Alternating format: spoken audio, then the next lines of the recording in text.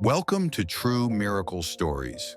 In a world filled with difficult headlines and constant noise, this is a place for real stories of hope, faith, and unexpected moments of good. These stories are shared to encourage and remind us that even in the hardest seasons, light can still find its way through. They had $12 left, not 1,200, not 12,000, 12.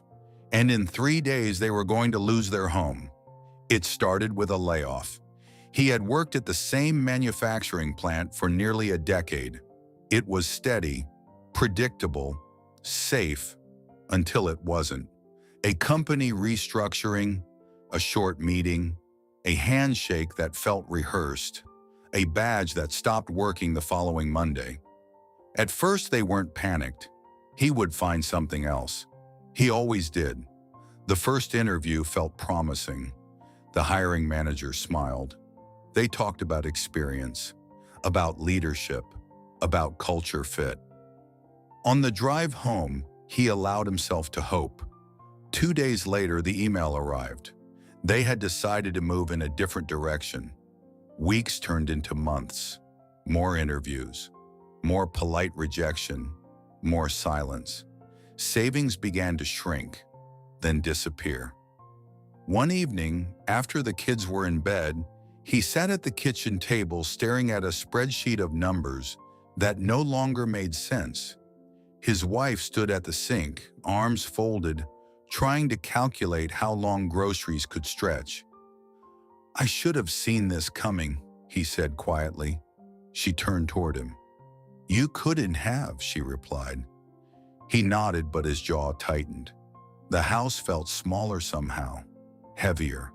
Their 2 children, 5 and 8, still played in the backyard like nothing had changed. They still argued over cereal and cartoons. They still believed everything was fine. Behind closed doors, it wasn't. Bills stacked up on the counter. Phone calls from unknown numbers went unanswered. The mortgage payment slipped past due. Then came the letter. Final notice. 3 days. He read it twice, then a third time, as if the words might rearrange themselves. Their bank account balance read $12.47. That night, after the children were asleep, they sat on the edge of their bed.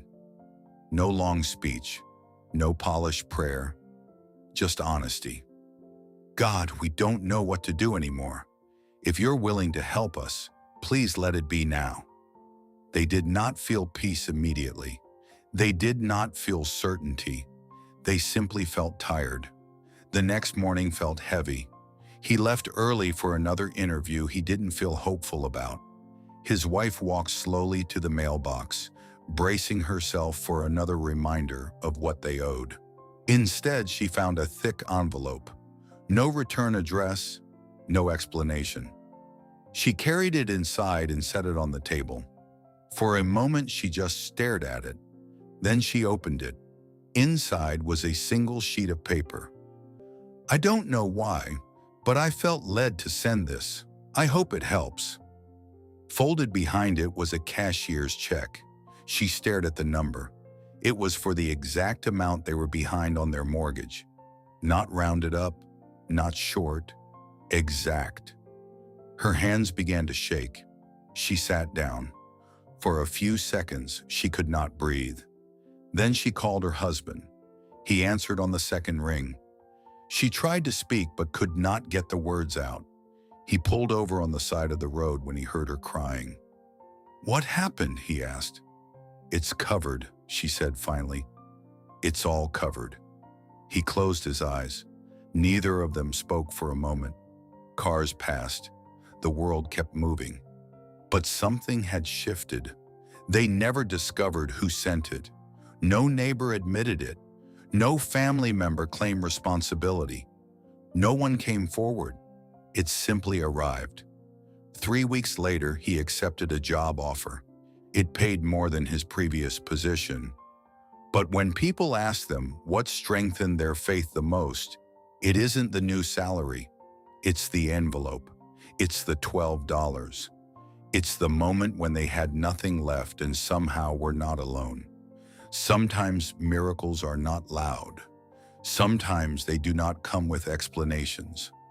Sometimes they sit quietly inside a mailbox. And sometimes they arrive just in time. Thank you for spending this time with us. We share these stories for hope and encouragement, not as advice or guarantees, because every journey is different.